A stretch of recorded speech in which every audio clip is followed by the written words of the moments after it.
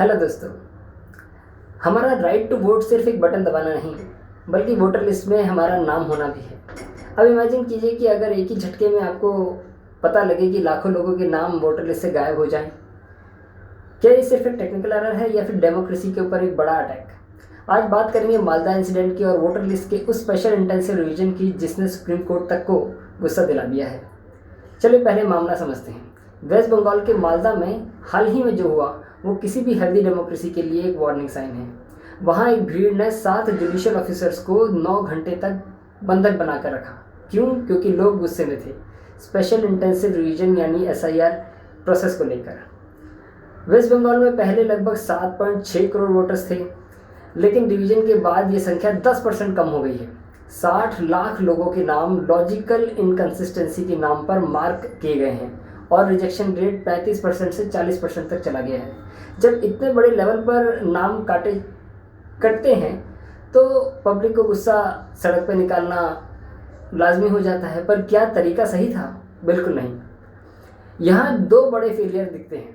पहला, administrative failure. अगर system को पता था कि SIR प्रोसेस को लेकर लोगों में इतना आक्रोश है तो ऑफिसर्स की सिक्योरिटी और पब्लिक कम्युनिकेशन के इंतजाम क्यों नहीं थे?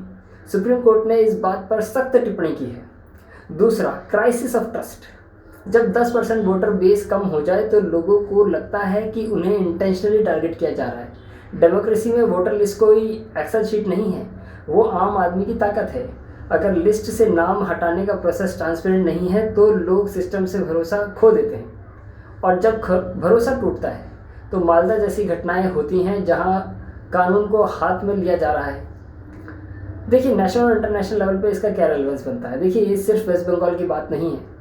ग्लोबली और नेशनली वोटर सप्रेशन एक बहुत बड़ा डिबेट बनकर उठा है। US इलेक्शंस में हमने देखा कि कैसे वोटिंग राइट्स और आइडेंटिटी वेरिफिकेशन को लेकर रेड और ब्लू स्टेट्स के बीच तलवार खींची हुई रहती थी। इंडिया में भी डिजिटल इंडिया के दौर में जब हम AI और टेक की बात करते हैं तब एक वोटर लिस्ट में इतनी लॉजिकल इनकन्सिस्टेंसीज आना सवाल खड़े करता है। क्या हमारा डाटा मैनेजमेंट इतना वीक है या फिर ब्यूरोक्रेसी ग्राउंड रियलिटी से इतनी दूर है कि उन्हें अंदाज़ा ही नहीं है कि एक नाम काटने से किसी की सिटीजनशिप और आइडेंटिटी पर क्या सवाल उठ सकते हैं। इलेक्शन कमीशन कह रहा है कि कोई एलिजिबल वोटर नहीं छूटेगा, पर ग्राउंड पर रिजेक्शन रेट कुछ और ही कहानी बयान कर रहा है।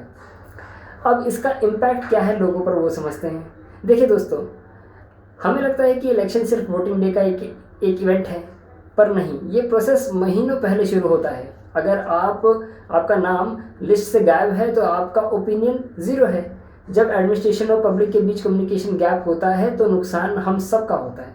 पॉलिटिकल पार्टीज इससे अपना एजेंडा बनाती हैं, पर सफ़र वो आम आदमी करता है जिसे कोर्ट के चक्कर काटने पड़ते हैं अपना नाम वापस जुड़वाने के लिए। इस पूरे मामले में क्या कंक्लूड किया जाए? देखिए, कंक्लूजन सिंपल है। डेमोक्रेसी सिर्फ मेजॉरिटी रूल का नाम नहीं है बल्कि इंक्लूशन का नाम भी है। लॉ एंड ऑर्डर बनाए रखना ज़रूरी है, पर उससे भी ज़्यादा ज़रूरी है कि सिस्टम इतना ट्रांसपेरेंट हो कि किसी को कानून हाथ में लेने की ज़रूरत ना महसूस हो। अगली बार जब आप अपना वोटर लिस्ट चेक करें तो सिर्फ अपना नाम मत देखिए बल्कि सिस्टम की ट्रांसपेरेंसी पर भी नज़र रखिए, क्योंकि अगर सिस्टम सोता रहा तो डेमोक्रेसी खतरे में रहेगी। आपका इस पर क्या विचार है? कमेंट करके ज़रूर बताइए। Stay aware, stay informed. जय हिंद।